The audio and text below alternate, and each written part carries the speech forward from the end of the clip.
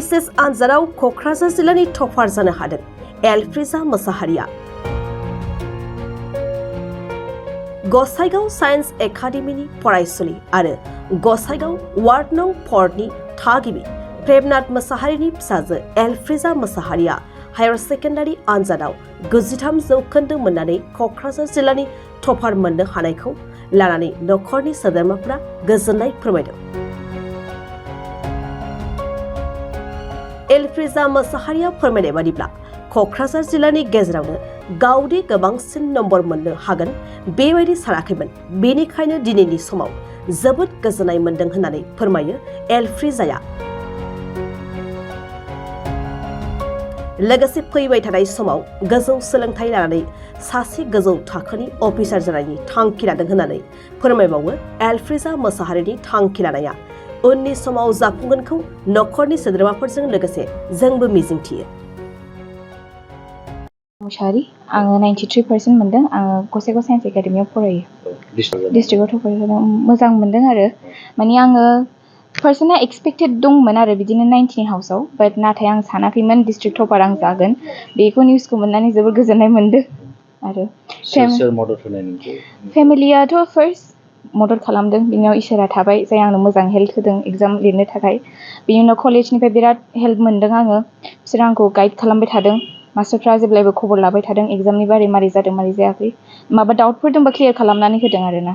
उननि समाव मा जानो थांखि? उननि समाव आङो बिदिनो BA अनार्स पलिटिकेल साइन्सआव खालामखांनानै सिभिल सार्भिसनि थाखाय माने ट्राइ खालामनो नागिरदों। Saint Antony's English medium high school.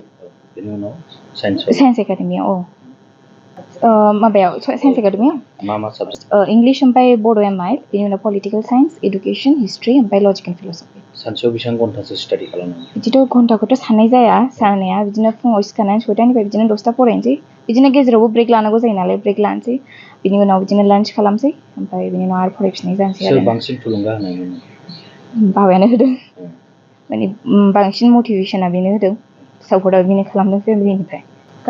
Actual गामिया आंना अरिजिनेलि कुसुगाव रायखनबारि, खिन्थु आङो दा गसाइगाव टाउनाव 1991 निफ्रायनो थाफैबाय गथ' गथाय फोरोंनो, आरो दा आं बावनो थाथायनाय जाहैबाय। जोंनि फिसाजोआ डिस्ट्रिक्टआव टपार। डिस्ट्रिक्टआव टपारखौ आङो मालाबाबो आसा खालामाखैमोन, नाथाय जेब्लानाखि रिजाल्टआ ओंखारबाय आरो बेनि इन्सटिटिउसननिफ्राय जेब्लानाखि आंनो रिजाल्टखौ हरबाय, आं बाव जोबोद गोजोनदों। आरो बे गोजोननायावहाय आङो गिबियाव आफा इसोरखौनो हामबाय होनो, आरो लोगोसे दानो गथ'नि बे रिजाल्ट जानायावहाय जोंनि न'खरनि बिमा बिफानिफ्राय लानानै बिदा बिबाजै बिमादै बिब' बिगुमै बयबो बेखौहाय फरायनांगौनि जुनै जों साफ्रोमबो बेखौ गोबां समनिफ्राय लानानै जोङो नाजाबोबाय थादों। आरो बेखौ जोङो बुङोमोन जे नोंनि फरायनाया जोबोद गोसो हो, मानोना नों जोबथानाय फिसा हिसाबैहाय नोंहा नाजानाया बारा थानांगौ। आरो बे रोखोमै बेबो नाजादों, जायनि जुनै आरो इन्सटिटिउसननिफ्राय जेरैबायदि माने स्टुडेन्टखौहाय बिसोरो इनस्टिटिउट लानांगौ, बे रोखोमै बिसोरो खोब मोजां इनस्टिटिउट लानानैहाय गथ'नि रिजाल्ट एबा बिनि फरायनायखौ मोजां जाहोनायनि गुदियाव कलेजाबो मोजां बिहोम गोलैनानै होदों। Gossaigaon science academy. बेसेबां जौखोन्दो मोनदों? बियो 93% मोनदों। आं बेखौनो बुंगोन, माने बिसाजा आरोबाव बेनिफ्राय साबसिन जालांनांगौ। आरो बेजों लोगोसे आंनि बिसाबादि गोबां गथ'फोर दङ, जाय गथ'फ्रानोखि दिनै माने बिमा बिफानि नोजोरनिफ्राय एसे बाहेरायाव थायो, बिसोरो एसे गावसोरखौ माने एसे गोरलै रोखोमै सोलिनानैहाय फराशनाखौ गोसो होआ।